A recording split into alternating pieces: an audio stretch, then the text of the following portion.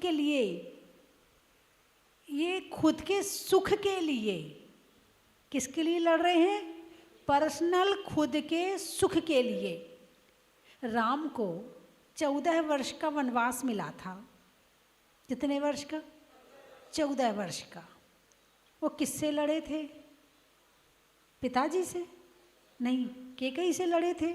नहीं। तो क्या किया था?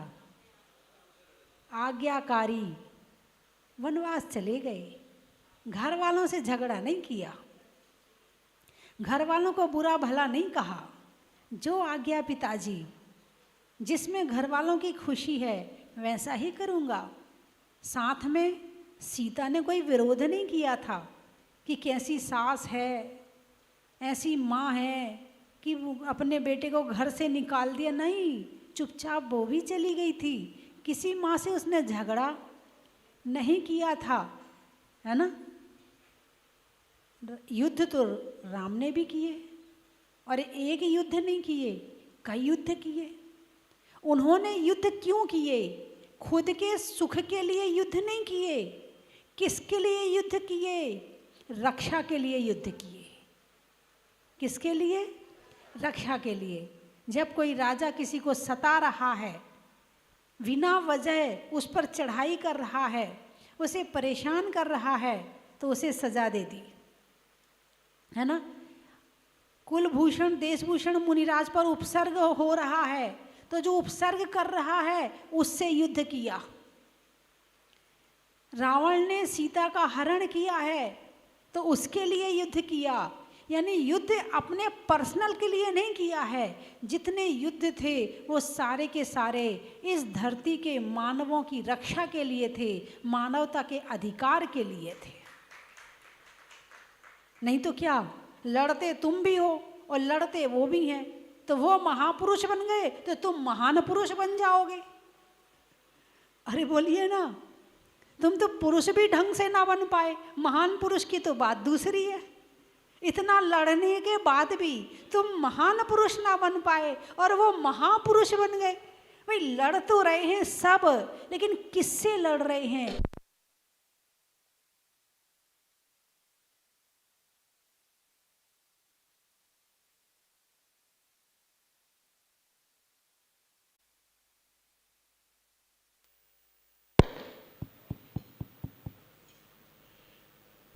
क्यों लड़ रहे हैं? लड़ तो सब रहे हैं, कौन है ऐसा जो नहीं लड़ रहा है? कुत्ते कुत्तों से लड़ रहे हैं। कभी आपने कुत्तों की लड़ाई देखी? एक कहता भौं भौं भौं, दूसरा कहता भौं भौं। उनके पास भाषा नहीं है, लेकिन वो भौं भौं में लड़ लेते हैं। और बिल्लियाँ लड़ रही हैं, तो कभी लड़ती देखी? बिल्लियाँ लड़ती देखी आपने? कितनी लड़ती हैं। बंदरों को लड़ते देखा है? खून खच्चर कर देते हैं एक दूसरे का, है। चिड़िया चिड़िया को लड़ते देखा है? चोंच मार मार के लड़ती, खूना खून कर देती हैं। चिड़िया भी लड़ रही है। गाय गाय को लड़ते देखा कभी? हैं? बीच रास्ते में जाम लग जाता है, जब सांड लगते हैं, लड़ते हैं, गाय लड़ती हैं, दोनों सींग भिड़ा भिड़ा के लड़ते हैं। लड़ते हैं ना, कौन नहीं लड़ रहा? लड़ सब रहे हैं, लेकिन एक लड़के महापुरुष बन गया और एक लड़के नरक चला गया। लड़ने के उद्देश्य अलग अलग हैं। इसका मतलब क्या हुआ? लड़ना बुरा नहीं है, लेकिन कहाँ लड़ना है, क्यों लड़ना है, इस बात का ज्ञान होना जरूरी है। एक लड़ लड़ के अपना जीवन भी दुखी कर लेता है और दूसरों का जीवन भी दुखी कर लेता है, और यहाँ तक कि लड़ लड़ के पूरे घर में कलेश इतना फैला देता है कि जितने अच्छे काम होने होते हैं वो भी नहीं होते हैं। बस अच्छा काम होने का समय हुआ और बस लड़ना शुरू कर देता है। घर में ऐसे लोग होते कि नहीं होते? हाँ या ना कुछ तो बोलिए। होते हैं तो हाँ बोलिए। होते हैं कि भाई काम वो इंतज़ार करते हैं, बस इसकी शादी होने दे।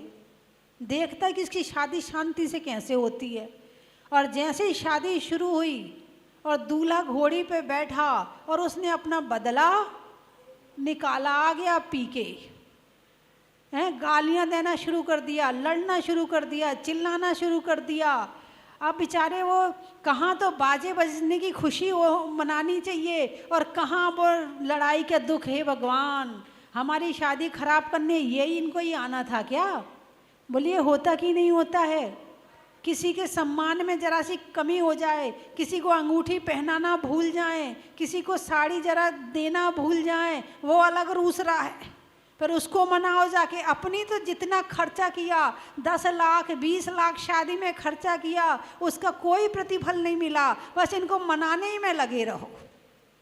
उस समय उनके मन में ये विचार नहीं आता चल इनकी शादी है, बाद में रूठ जाऊंगा, बाद में कलेश कर लूँगा, शादी का मज़ा तो इन्हें लेने दो। नहीं, पहले मेरा मेरा मान रखो तो तुम शादी का मज़ा ले सकते हो, और मुझे भूल गए तो फिर देखो।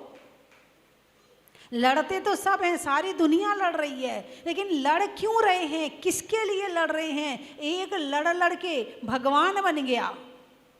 आज उन्हें, श्री कृष्ण को लोग भगवान के रूप में पूजते हैं, लोग जगह जगह उनकी प्रतिमाएं विराजमान करते हैं, उनकी कृष्ण जन्माष्टमी मनाते हैं, अकेले उनका परिवार नहीं मना रहा है। और यहाँ लड़ लड़ के इतने बुरे बन गए कि अपने घर वाले कहते भगवान वो दिन कब आए जब ये चला जाए, जब भाई बहन का झगड़ा होता, मम्मी इसकी शादी जल्दी करो। क्या कहता है भाई? अरे बोलिए ना, भाई क्या कहता है?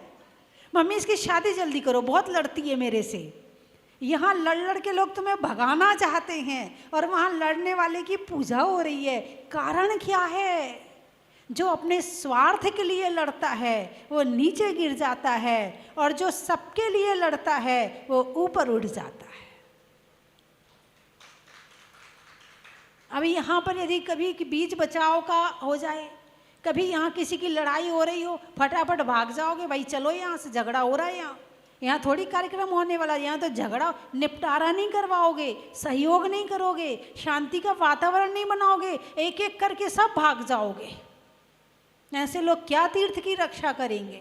ऐसे लोग क्या अपने घर की, परिवार की रक्षा करेंगे? समाज की रक्षा क्या करेंगे? जो दूसरों के लिए जीना नहीं जानता है, जो दूसरों के लिए जीना जानता है, वो ही जीवन में अपने जीवन को ऊंचा उठा सकता है। और जो केवल अपने लिए जीता है, अपने खाने के लिए, अपने भोगों के लिए, अपने सुख के लिए, अपने सब अच्छे काम के लिए, चाहे दूसरों को कितना दुख देना पड़े, मगर मुझे ये सामान चाहिए तो चाहिए, चाहे मम्मी को कितना परेशान करना पड़े, मगर मुझे ये चीज़ खानी है तो खानी है, चाहे मुझे पापा को कितना परेशान करना पड़े, मगर मुझे ये मोबाइल चाहिए तो चाहिए, मुझे ऐसे कपड़े चाहिए तो चाहिए। बचपन से ऐसे संस्कार मिल गए हैं कि वो दूसरों के लिए कुछ नहीं करना चाहते हैं, केवल वो अपने लिए करना चाहते हैं। वर्तमान में ऐसे लोग ज़्यादा पैदा हो रहे हैं जो केवल खुद के सुखों के लिए जीते हैं। दूसरे चाहे कितना दुखी हो जाए, दूसरों के दुख का उन्हें जरा भी ध्यान नहीं है, केवल अपने सुख का ध्यान है।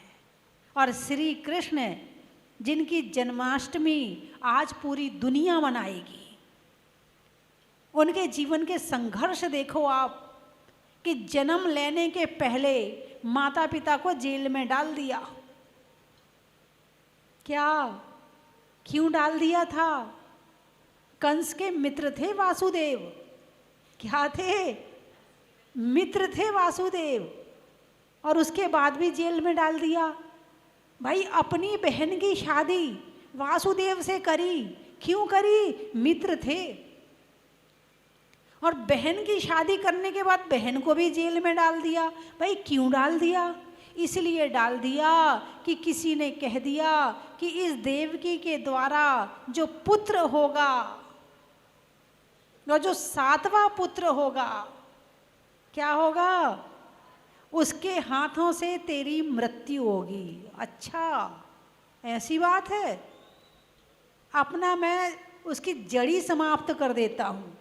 अब मार तो सकता नहीं था, बहन थी, यदि उसके पति को मारेगा तो बहन विधवा हो जाएगी, बहन को मार नहीं सकता तो क्या करें? जेल में डाल दिया, इसकी संतान को मारेंगे। अब 7वीं संतान का बताया, तो 7वीं संतान में अब पहली दूसरी को क्यों मारे? है ना। तो जुड़वा जुड़वा 6 पैदा हुए, जुड़वा जुड़वा 6 पैदा हुए, निकल गए, थोड़ा सा निकल गए वहाँ से। उन्होंने दीक्षा ले ली, दीक्षा ग्रहण कर ली 6 ने। अब 7वीं संतान होने वाली है, 9वें महीने का इंतज़ार है। कौन से महीने का? 9वें महीने का। 7वें महीने में पैदा हो गए, तो 9वें का इंतज़ार कर रहा है, तो 7वें महीने में पैदा हो गए। और जब महापुरुष जन्म लेते हैं तो चमत्कार होते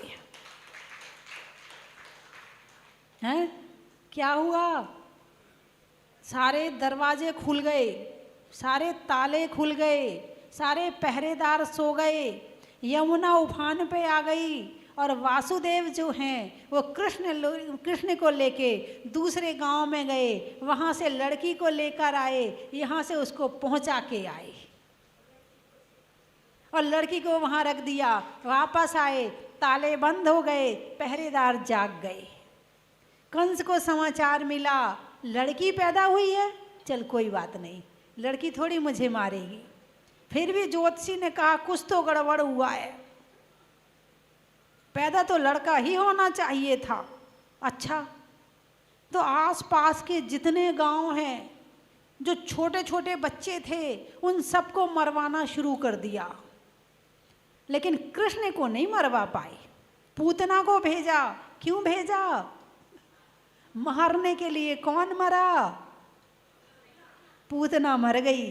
बवंडर भेजा, तूफान भेजा, व्यंतर भेजे, लेकिन जो स्वयं महापुरुष हैं उनको बाल बांका कोई भी नहीं कर सकता है। और वो हंसी खुशी से अपना बचपन उन्होंने बहुत अच्छी तरह से बिताया। और उस बचपन में बड़ा उन्होंने मतलब बड़ा उसका एक आता है, माखन खाते थे, माखन चुराते थे, पूरी टीम बनाकर चलते थे, पूरे गांव में उधम मचाते थे, बड़ा मस्त जीवन जिया। राम ने जितना शांत जीवन जिया है, कृष्ण ने उतना मस्त जीवन जिया है। परेशानी दोनों के साथ में रही, लेकिन एक ने गंभीरता से दूर करी और एक ने खेल खेल में दूर कर दी है। पढ़ा ना आपने? जो हरिवंश पुराण है, आप उसको पढ़िए। हरिवंश पुराण में श्री कृष्ण का पूरा वर्णन मिलेगा, भगवान नेमिनाथ का पूरा वर्णन मिलेगा, पांडवों का पूरा वर्णन मिलेगा। उसमें जो श्री कृष्ण थे, इनके पिताजी 8 भाई थे। कितने भाई थे? 8। सबसे बड़े का नाम है समुद्र विजय, जिनके पुत्र थे नेमिनाथ। और सबसे छोटे का नाम है वासुदेव, है ना, जिनके पुत्र थे श्री कृष्ण। और जो वासुदेव थे वो कामदेव थे। जो 24 कामदेव होते हैं, 24 कामदेवों में एक कामदेव ये थे। एक ही परिवार में या तो भगवान आदिनाथ के समय में कई महापुरुष पैदा हुए हैं, और या फिर नेमिनाथ भगवान के समय में हुए हैं। जैसे आदिनाथ भगवान के समय में तीर्थंकर आदिनाथ, चक्रवर्ती भरत और कामदेव बाहुबली। ऐसे ही नेमिनाथ जी के समय में नेमिनाथ तीर्थंकर, वासुदेव कामदेव, है ना, और श्री कृष्ण नारायण, बलभद्र बलभद्र, बलराम बलभद्र। ऐसे एक परिवार में 4-5 एक साथ महापुरुषों ने जन्म लिया है। तो श्री कृष्ण का जीवन बचपन से ही संघर्षमयी रहा। उनके प्रति उनके मारने वाले, उनको सताने वाले, उनको पीड़ा देने वाले उनके आसपास घूमते रहते थे और वो मस्त रहते थे। क्यों? शक्ति थी उनके पास में, शक्ति थी। लड़ने के लिए क्या चाहिए?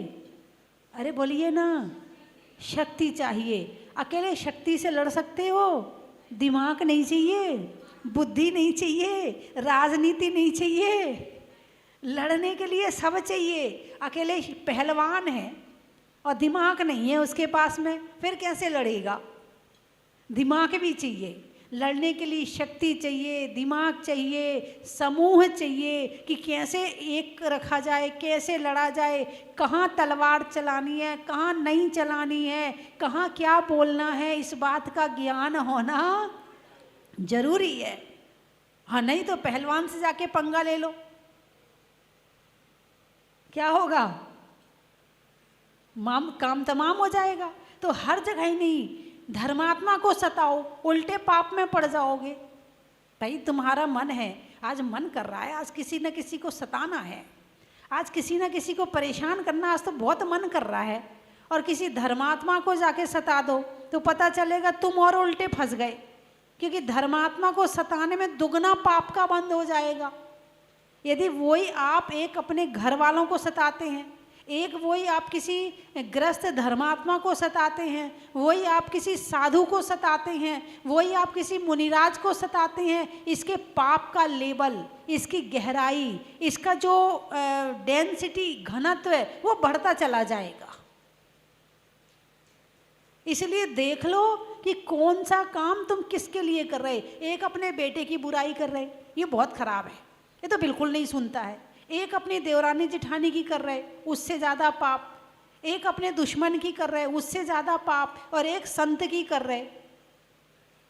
अरे बोलिए ना, पाप तो लग रहा है ना, पाप सब में लग रहा है, लेकिन सबके स्थिति और अनुभाग में अंतर पड़ जाएगा, ये ध्यान रखना। तो श्री कृष्ण का जीवन, पूरा जीवन यहाँ कंस से निपटा तो वो जरासंध हो गया। जरासंध प्रतिनारायण था, उसको भी पता चल गया कि ये इसके हाथों मेरी मृत्यु होगी, वो भी ढूंढने लगा। तो फिर सौरीपुर छोड़ के सारे के सारे द्वारका में गए। समुद्र के बीच में देवों के द्वारा नगरी बसाई गई और उस नगरी में फिर निवास किया। वहाँ श्री कृष्ण बड़े हुए, है ना। और फिर बाद में जरासंध का और श्री कृष्ण का युद्ध हुआ, और जो जरासंध था वो अर्धचक्री था। उस समय उसका शासन काल चल रहा था, उस समय उसके शासन में सारे राजा थे, उससे कोई पंगा नहीं ले सकता था, इतनी शक्ति थी उस समय। लेकिन जब कृष्ण बड़े हुए और जब युद्ध हुआ तो युद्ध में जरासंध मारा गया, और जरासंध का जो चक्र था वो किसके हाथ में आ गया? श्री कृष्ण के हाथ में आ गया। अब वो त्रिखंडाधिपति बन गए, अब उन्होंने शासन किया, अब उन्होंने राज्य किया। बड़ी अच्छी अच्छी कथाएं आती हैं, आप पढ़ना। यदि आपने हरिवंश पुराण नहीं पढ़ा तो समझने आपने कुछ पढ़ा ही नहीं है। इतना आनंद आता है। श्री कृष्ण के पुत्र प्रद्युम्न, वो भी कामदेव थे, हैं? हाँ, जिनका जन्म होते ही हरण हो गया था। तो बड़ा पढ़ो आप, बड़ा आनंद आता है पढ़ने में। अच्छा ऐसा भी हुआ था, अच्छा ऐसा भी हुआ था। अभी तक आपने श्री कृष्ण को टीवी के माध्यम से देखा है, हरिवंश पुराण के माध्यम से देखो आप, कैसा आनंद आता है। एक एक कथानक 100 शिक्षाएं देता है। इतनी परेशानियां, इतने संघर्ष होने के बावजूद भी लड़ते रहे, लड़ते नहीं, हारे नहीं, रोए नहीं, परेशान नहीं हुए। परेशानी कैसे दूर हो? जिससे अच्छे लोगों की रक्षा हो और बुरे लोगों का विनाश हो। क्या लड़ने का मतलब ये नहीं कि वो खुद के लिए लड़ रहे थे, वो खुद के लिए कभी नहीं लड़े। खुद के लिए तो परेशान होना पड़े तो परेशान हो लिए, मगर दूसरों के लिए किस तरह अच्छा हो, उन्होंने सारी जिंदगी ऐसा काम किया था। महाभारत हुई थी, क्या हुई थी?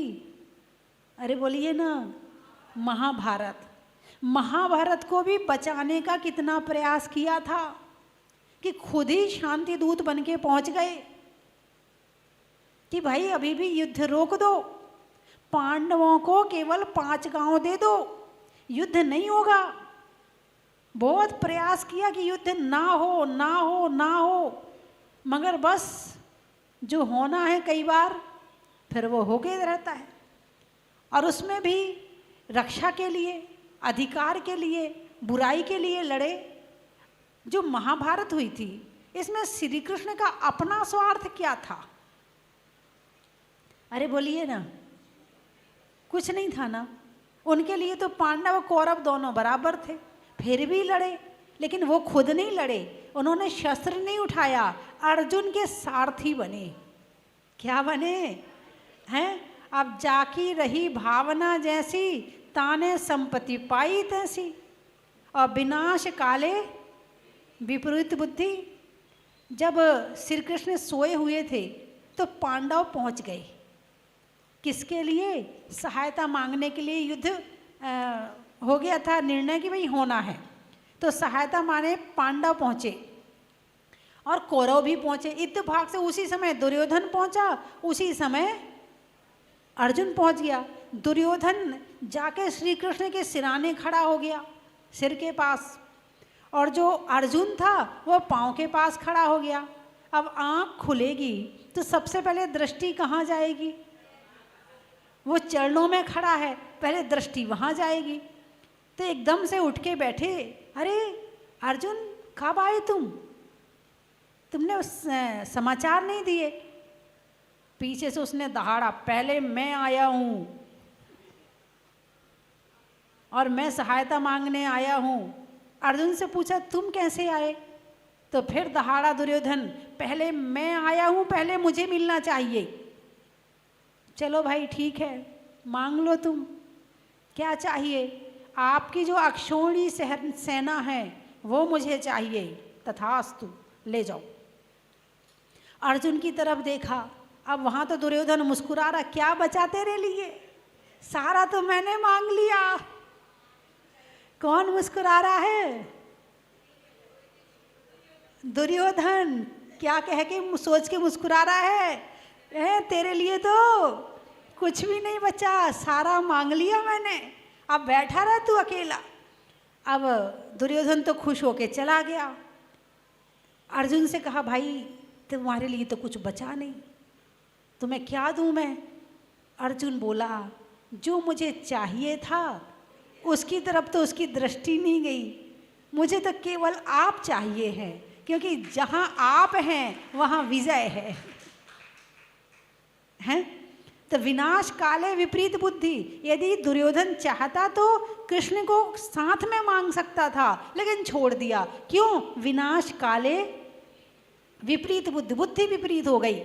अब वहाँ पहुँचा दुर्योधन, तो वहाँ भीष्म पितामह से जाके अपनी बड़ाई कर रहा है, मैंने तो पूरी अक्षौणी सेना मांग ली, अर्जुन के लिए तो मैंने कुछ भी नहीं छोड़ा।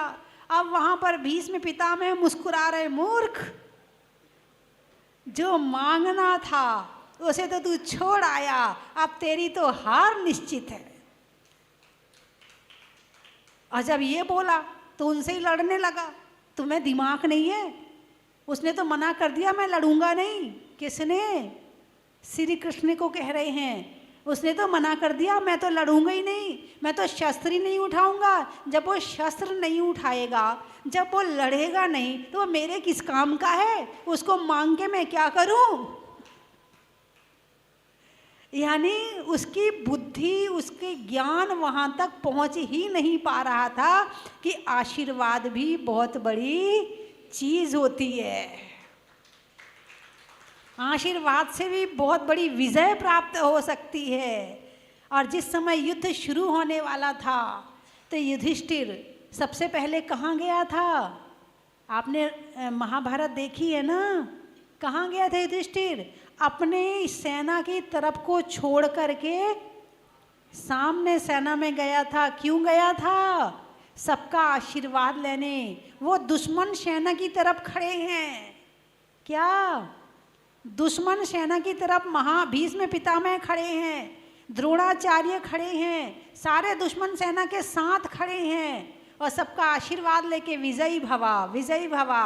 और वो दुर्योधन देख देख के गुस्सा हो रहा है, मेरी तरफ लड़ने को खड़े हैं और आशीर्वाद उनको दे रहे हैं, है ना? विनय का परिणाम, प्रणाम का परिणाम विजय है।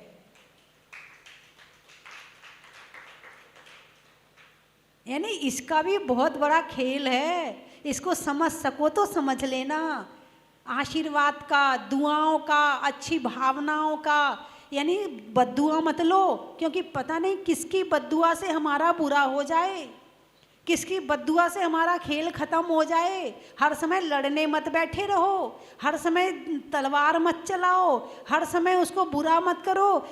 कुछ सामने वाले की दुआएं लेने के भी काम कर लो। बद्दुआएं लेने के काम तो दिन भर करते हो, फिर कहते हो बस हमारे यहाँ तो इतनी परेशानी आ रही कि बस पूछो मत, बस हमारी तो तबीयत ही ठीक नहीं रहती है, बस हमारा तो ऐसे ही नहीं रहता है, हमारा तो। भाई कहाँ से आ रही हैं?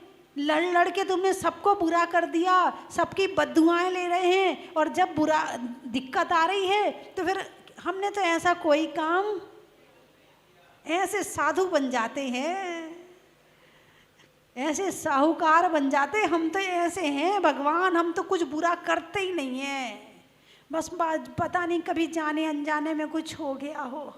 ऐसे हो जाते हैं कि पानी को पप्पा और रोटी को अप्पा, इतने सीधे बन जाते हैं। कब? जब परेशानी आती है, और जब तक शरीर में ताकत होती है तो इतनी उठापटक, इतनी उठापटक। यदि सबसे ज़्यादा परेशान होता है आदमी तो बुढ़ापे में परेशान होता है। क्यों होता है? क्योंकि शरीर कमज़ोर हो गया। तो जवानी में जितने बुरे काम किए थे वो सारे बुरे काम बैठे बैठे याद आते हैं। अब काम तो बचा नहीं, काम तो होता नहीं, हाथ चलते नहीं, पाँव चलते नहीं, सुनने कोई तैयार नहीं, तो अब बचा दिमाग चलने के लिए। क्या? हाथ चल नहीं रहे तो काम नहीं हो रहे, पाँव नहीं चल रहे तो घूम नहीं सकते, कोई तुमसे बातचीत करने तैयार नहीं तो मुंह नहीं चल रहा। अब बचा क्या चलने के लिए? दिमाग चला बचे चलने के लिए। अब वो दिमाग घूम रहा है, ऐसा किया था, ऐसा किया था, ऐसा किया था। कई बार तो बहुत सारे बूढ़े आते हैं मेरे पास और अपनी जवानी के जो उन्होंने गलत काम किए वो बताते हैं। बोले माता जी प्रायश्चित दे दो।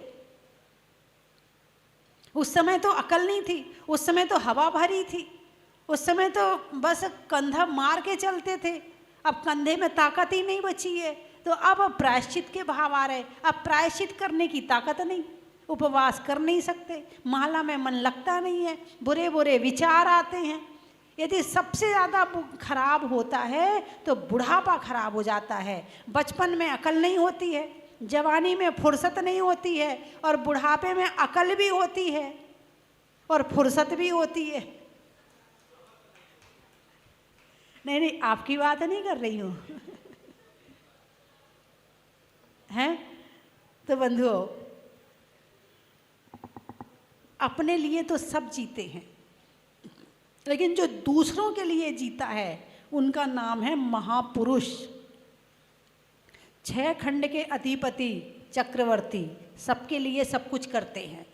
तीर्थंकर भगवान अपने कल्याण के साथ साथ दूसरों का कल्याण करते हैं। नारायण प्रतिनारायण आदि भी दूसरों की सहायता करते हैं, इसीलिए वे महापुरुष कहे जाते हैं। संघर्षमयी मेरा जीवन, संघर्ष ही मेरा नारा है। मैं संघर्षों से कहता हूँ स्वागत संघर्ष तुम्हारा है। हम आज मरें या कल मरें, मरना तो जग सारा है। संघर्ष बिना ही मर जाएं, ये हमको नहीं गंवारा है।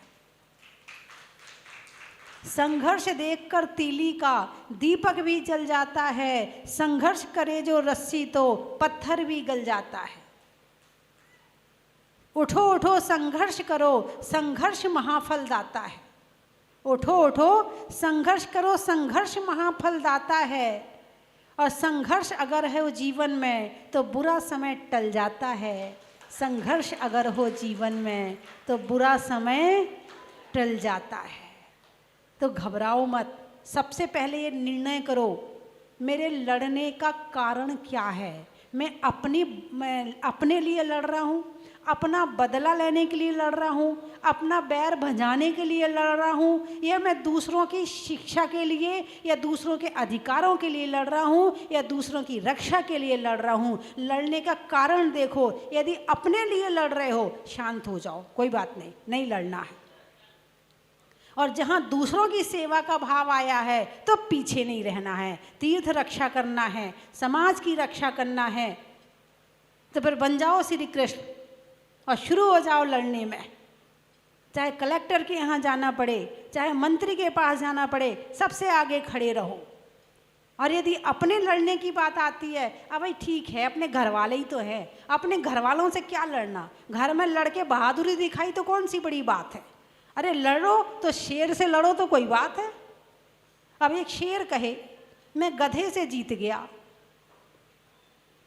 अरे बोलिए ना, एक शेर कहे मैं गधे से जीत गया तो कौन सी बहादुरी। तो शेर से जीत के दिखा, शेर शेर से लड़े और फिर विजय प्राप्त हो तो समझना विजय है।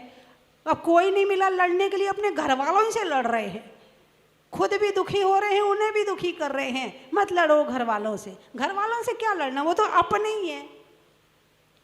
अरे बोलिए ना। अच्छा कौन कौन नियम लेता अपने घर वालों से नहीं लड़ेंगे, उठाइए हाथ।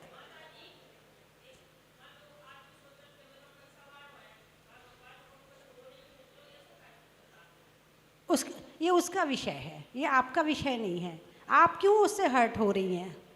वो सोच रहा मैं पैसे वाला हूँ तो आपको क्यों दर्द हो रहा है? सोचने दो, उसका दिमाग, उसका पैसा, उसका घर, उसका परिवार, सोचने दो। आपको बुरा क्यों लग रहा है? आपको बुरा क्यों लग रहा है?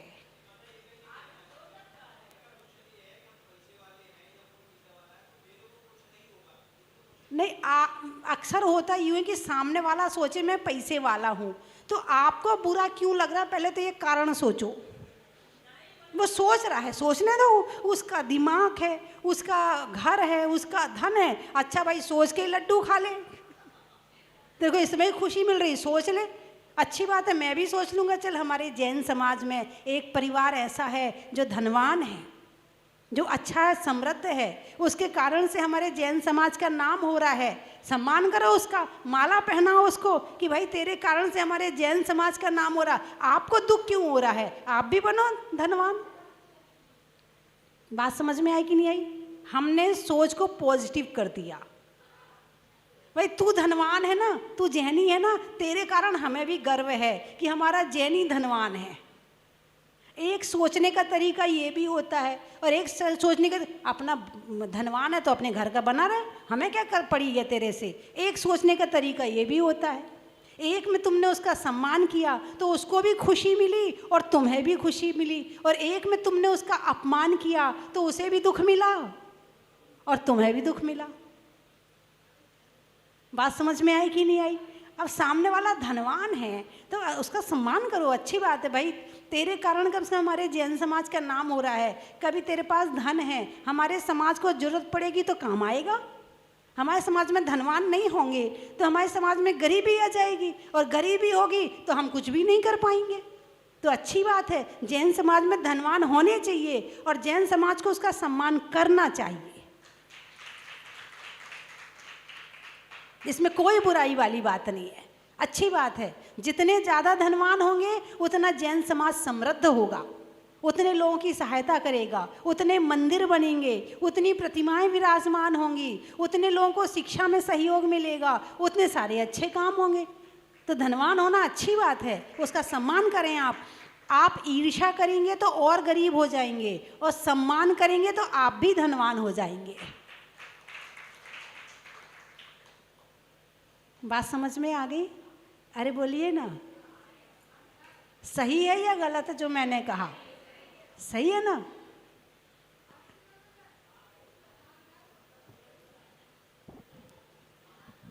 परेशान ना हो, आपका भाई धनवान, आप कम धनवान, कोई बात नहीं, भाई ही तो है, अपना जैनी भाई तो है, इसमें बुराई वाली क्या बात है? अक्सर हर्ट होते हैं लोग, अच्छा वो इतना पैसा उसके पास में, मेरे पास नहीं है, हे भगवान उसका ऐसा हो जाए, उसकी दुकान ना चले, ऐसा हो जाए, ऐसा हो जाए। नहीं, भगवान उसका भाग्य है और बड़ा बनाए उसे, साथ में मुझे भी बड़ा बनाए। ऐसा विचार मन में करके पुण्य कमा लो और ईर्ष्या करके पाप कमा लो, है ना? चलिए मैं 3 चीज़ें बोलूँगी, आपको कहना है, बड़ा ही महत्व है। रहने के लिए जमी का, बारिश में नमी का, और आज कृष्ण जन्माष्टमी का। थोड़ा सा बढ़ाना।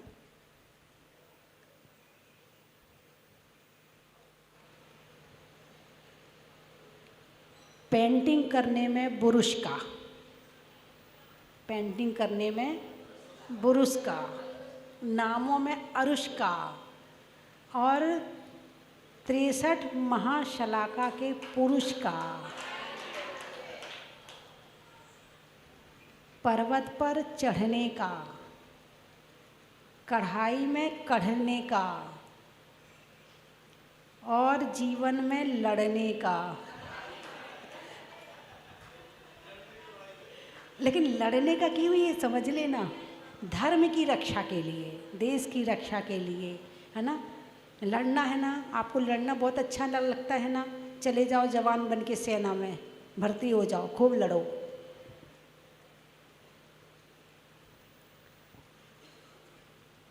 कहाँ कहाँ से आए? ग्वालियर। सुनने में गुवाहाटी, अच्छा। पहाड़ों में घाटी का, भोजन में दाल बाटी का और आने वालों में गुवाहाटी का। बंगाई गांव, नदी में नाव का, मनुष्यों के प्रभाव का और आने वालों में बंगाई गांव का। साधु में केश लॉन्च का, नेता के पास पहुंच का और सुधरने में सोच का। त्रियंचों में बिल्ली का, डंडा में गिल्ली का और आने वालों में दिल्ली का। और शरीर में सर का, पक्षी में पर का और आने वालों में सोना गिर का। हो गए सारे? कोई बचा? आप लोग कहाँ से आए? मुरार से, अच्छा। महिलाओं में हार का, बिजली में तार का और आने वालों में मुरार का।